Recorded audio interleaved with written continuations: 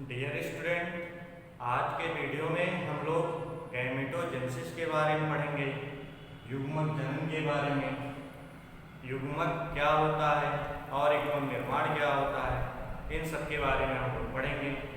तो युग्मक कैसे बनता है, हमने आपको बताया था मनुष्य एक लिंगी प्राणी है, यूनिसेक्सुअल है, अर्थात इसमें मेल और फीमेल दोनों अलग अलग जीवधारियों में पाए जाते हैं और इसको हम आसानी से पहचान भी लेते हैं।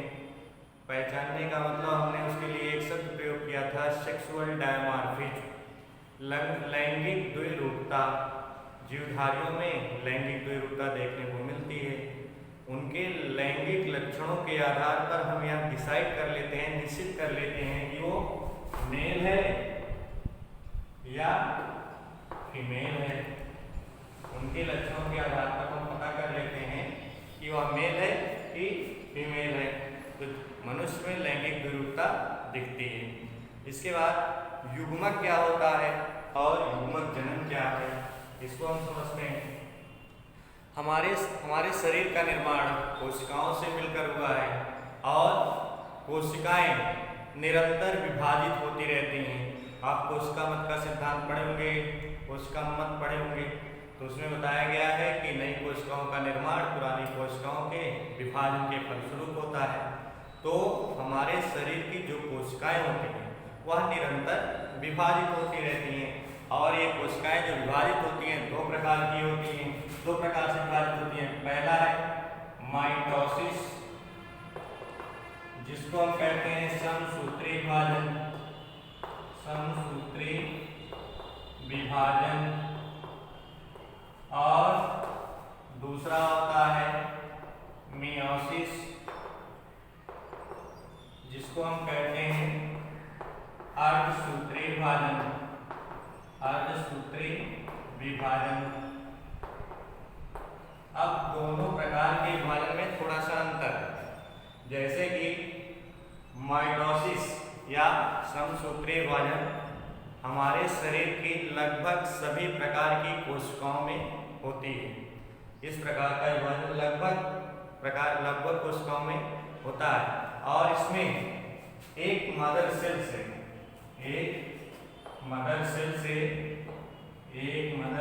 से दो डॉटर सेल का निर्माण होता है,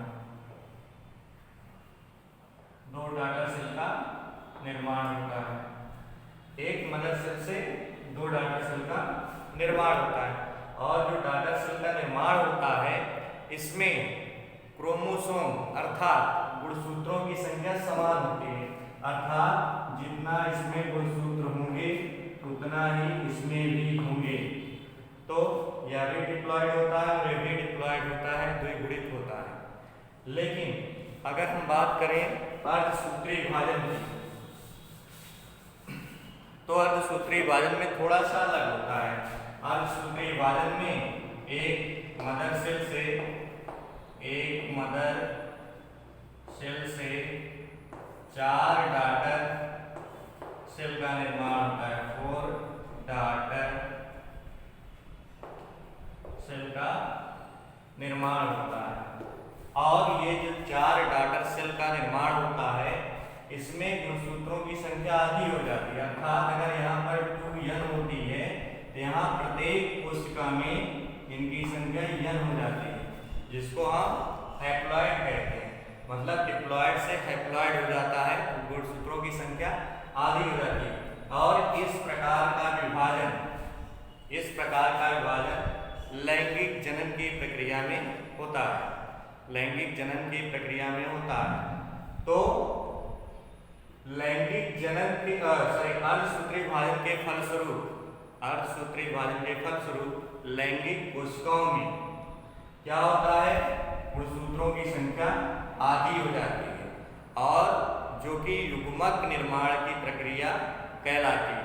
अर्थात लैंगिक जनन के फलस्वरूप जो कोशिकाओं का निर्माण होता है उसे हम कह सकते हैं युग्मक।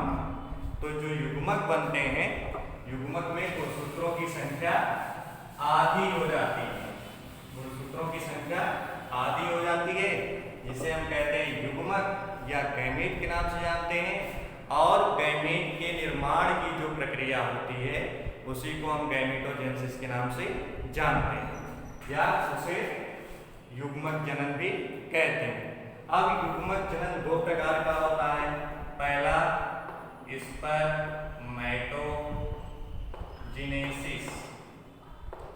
स्पर्मेटोजेनेसिस, दूसरा होता है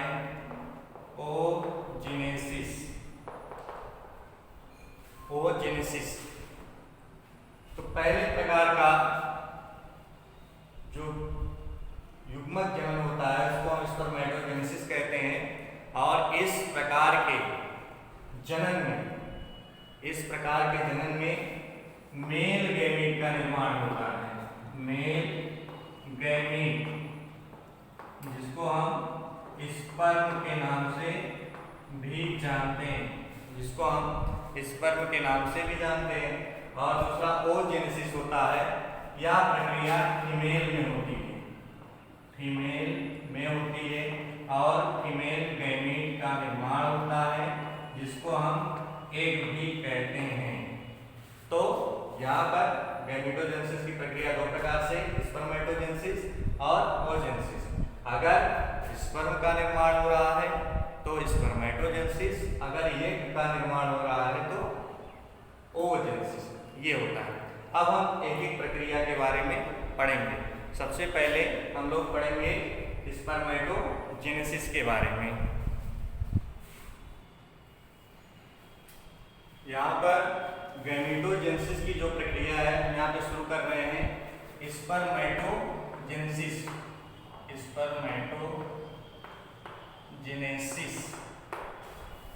तो टेस्टिस में कुछ ऐसी कोशिकाएं होती हैं जो स्पर्मेटोजोआ, जिसे हम स्पर्म का कहते हैं, उसका निर्माण करती हैं, और इन्हें हम प्रीमोर्डियल सेल के नाम से भी जानते हैं। ये टूयन होती हैं, डिप्लॉयड होती हैं, अर्थात इनमें क्रोमोसोम की संख्या द्विगुणित होती है। इसके बाद यह प्रक्रिया 3 चरणों में होती है। पहला है मल्टीप्लिकेशन फेज, दूसरा है ग्रोथ फेज, और तीसरा है मैच्योरेशन फेज। 3 चरणों में होगी। सबसे पहले माइटोसिस होगी इन कोशिकाओं में, और यहाँ पर एक कोशिका से 2 कोशिका का निर्माण और फिर 2 से 4 का निर्माण होता है। ये सभी डॉटर सेल्स 2n होंगी, अर्थात डिप्लॉयड होंगी। हमने आपको बताया कि माइटोसिस में जो कोशिकाओं का निर्माण होता है वो 2n होती है, हमेशा डिप्लॉयड होती है। तो ये डिप्लॉयड होंगी। फिर इन मल्टीप्लिकेशन के बाद दूसरा फेज आता है ग्रोथ फेज। यहाँ पर इन कोशिकाओं का आकार बढ़ता है। विशेष प्रकार की कोशिकाएं जो टेस्टिस में पाई जाती हैं, जिन्हें सर्टोली सेल के नाम से जानते हैं। ये कोशिकाएं इनको पोषण प्रदान करती हैं और ये आकार में बड़ी हो जाती हैं, जिसको हम प्राइमरी स्पर्मेटोसाइट्स के नाम से भी जानते हैं। फिर इन कोशिकाओं में मियोसिस होता है, अर्धसूत्री विभाजन होता है, जिसमें प्राथमिक स्पर्मेटोसाइट्स, यहाँ पर n क्रोमोसोम की संख्या आधी हुई, n बोलेंगे, जिसको हम हैप्लॉइड के नाम से जानते हैं, हैप्लॉइड। और फिर इनमें विभाजन होगा, सेकेंड 4 डॉटर सेल का निर्माण हो जाएगा, जिसको हम स्पर्मेटिड्स के नाम से जानते हैं। और यही स्पर्मेटिड्स मैच्योर होने के बाद, परिपक्व होने के बाद स्पर्मेटोजोआ का निर्माण करते हैं। यह स्पर्मेटोजेनेसिस की प्रक्रिया है, जो कि 3 फेज में होती है, मल्टीप्लिकेशन फेज, ग्रोथ फेज और मैच्योरेशन फेज। इसके बाद आप लोग पढ़ेंगे ओजेनेसिस की प्रक्रिया अगले वीडियो में। धन्यवाद।